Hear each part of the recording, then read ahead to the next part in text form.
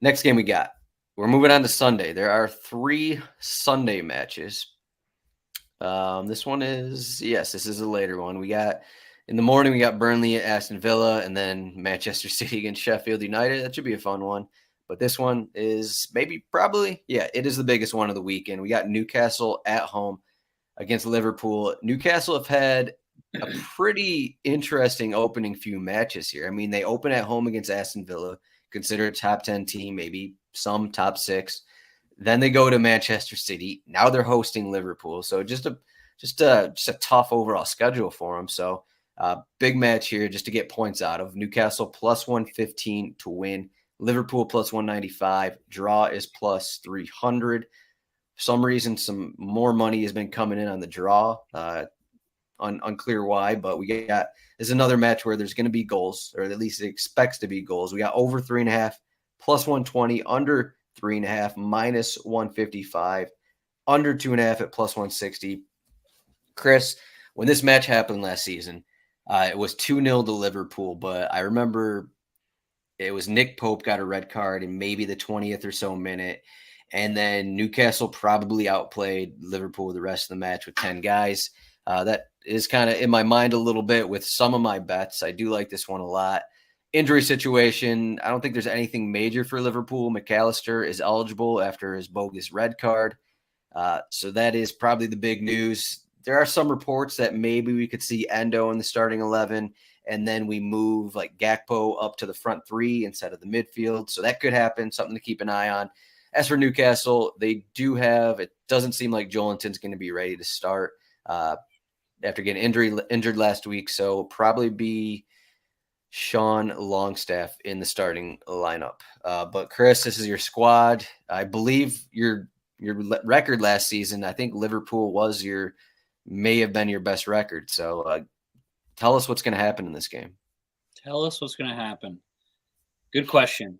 Good statement. You didn't mention it, but we'll see. It sounds like Trent Alexander-Arnold did pick up. I think he got kind of smoked in the ankle last week, and we have him listed as day-to-day. But we'll see if he should be back in the. He was training earlier this week, so I think he'll be fine. Okay, yeah. So yeah, you're right though. I mean, I think in that previous matchup at St. James Park, it was 2-0. Liverpool were looking pretty good, and then Nick Pope made like a crazy boneheaded play about 40 yards from his goal. Yeah, it's automatic red card, and then the game could just kind of tapered off. Newcastle definitely had their chances after that, but they were 2-0 down, playing without an extra guy. So the game, what was arguably probably going to be a awesome game, kind of just turned into a bit of a slugfest there. I do expect this to be another. I mean, I think all of the odds are telling us that it's going to be like a pretty high scoring affair.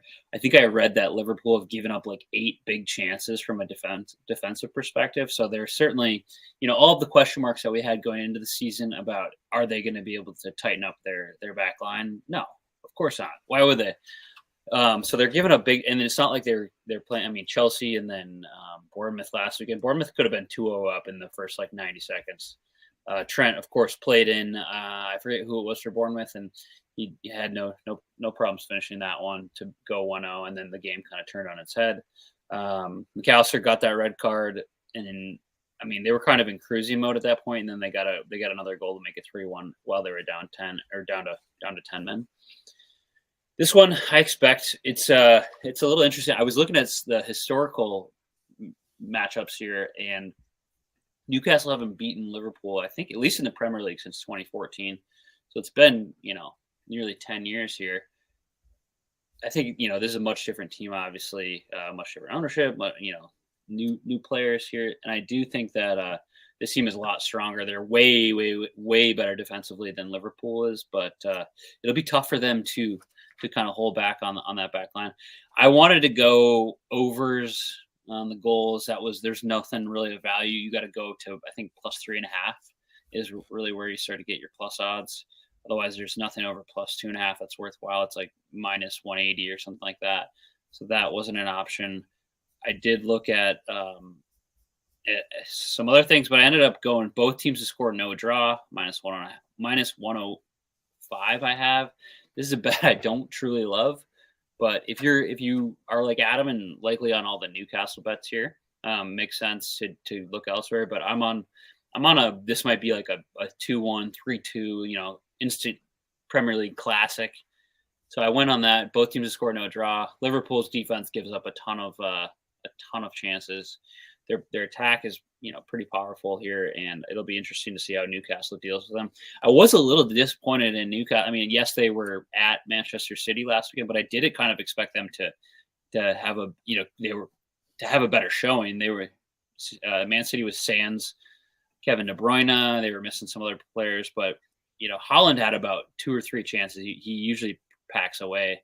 Phil Foden looked electric for City, and I did expect a little bit more out of Newcastle, but Man City kind of just neutralized their physicality, which usually is how they kind of blow past teams. But yeah, I did expect more from them. Anyways, to wrap this up, I'm on both teams to score no draw -105. I'm expecting like a 3-2 game or a 2-1 game here. Yeah, speaking of that Manchester City match, it was, I don't know, all over Twitter. From what I saw, all these Newcastle players were, benching Manchester City players or kicking them out of their FPL teams. And it's like, oh, okay, Newcastle, they're serious here. And then it was like, actually, they're still at a level below the best team in the world. So, which wasn't too surprising at the end of the day. But I think this is, so we got the bounce back spot from that Manchester City result. Bounce back spot at home, a team that has been cruising at home throughout the past year, and then also a revenge spot here. And I think you almost can, I'm going to do it for my purposes, but I think you can actually throw out any of the prior matchups. So when these teams played at Liverpool last season, Liverpool actually got a 98th winner from Carvalho. Yeah. That was a 2-1 result, but in that game, Matt Targett started, Ryan Fraser started, just guys who are no longer in this Newcastle team. But I mean, even then, Newcastle still managed to almost get something out of it. And in that red card game, Elliot Anderson, it may have been, I maybe have to double check this, but it may have been his first Premier League start when he got that against Liverpool. I know he's a good young player, but still pretty relevant that someone was getting his first start at home against Liverpool. So this all goes to say that I like a bunch of different bets, and you're going to wonder, why don't you just take, Newcastle money line by itself at +115? Well, because I also think that they're going to get a ton of corners. So I think Newcastle over 4.5 corners is almost like an automatic bet. So I'm just turning the Newcastle money line at +115. I'm turning that into +220. So that's Newcastle money line. This is a single game parlay I put together in DraftKings. Newcastle money line with over 4.5 corners, +220. As I said, bounce back, revenge at home. I think they're just gonna get on it from the start. We'll see what Liverpool's defense can do. They kind of figured things out a little bit after that, what Chris said, the first 10, 20 minutes of that Bournemouth match. Maybe they put Endo in the midfield, and that kind of, balances things out a little bit, and they look a little bit more competent. But at Newcastle, I'm not sure that's the place to that will actually see it. I was wrong with my Aston Villa at Newcastle bet, and I'm going to be on Newcastle. I'm not going to go against Newcastle this time. I think it's Newcastle here. So, Chris, you mentioned the 2-1, 3-1. Are you going to say that's for Newcastle, or are you going to say it's for Liverpool? I'm not going to say, honestly. If they haven't beaten them since 2014. Yeah. Newcastle hasn't beaten Liverpool since 2014. Different situation, like I said, but if Newcastle drop, whether it's drop points or whether that's a draw or loss, I mean, alarm bells are starting to kind of go off. Yes, they have a tough beginning of the season here, but I think they have Brighton next week, and then they have Brentford the week after. So, like, one of the toughest starts of the season, and then they're going to be getting into Champions League play. So, which is like, that just adds another layer of complexity to the Premier League, in whether it's injuries or rotation. I think that, this is a big, massive game for them to start the season, because they got another tough team next week. And I don't know. Yeah, I do Brighton. And it's exactly. So big game for them. They need points. Liverpool, you can say the same thing for Liverpool here too.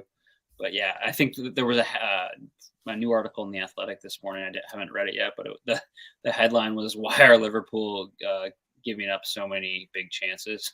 So doesn't exactly give you confidence to place a bet on them. So that's why I'm kind of steering away from picking a winner.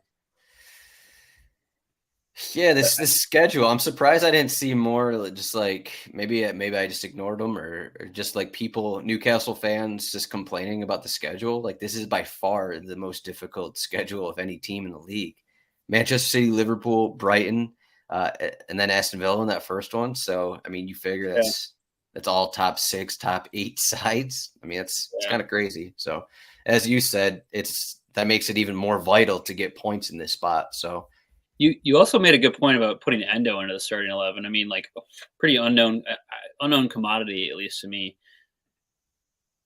And yeah, I mean, they're clearly missing that like shield in front of the back line that who can kind of pick up balls and stop attacks. But yeah, he would be. I think he came on for last like little bit there, last like maybe half hour against what was that last weekend. And so he would be an interesting dynamic. And yeah, Cody Gakpo has not really gotten going yet this season. I think I have him in our Adam and I are in a fan tracks league too, and I have him there, and he hasn't done anything.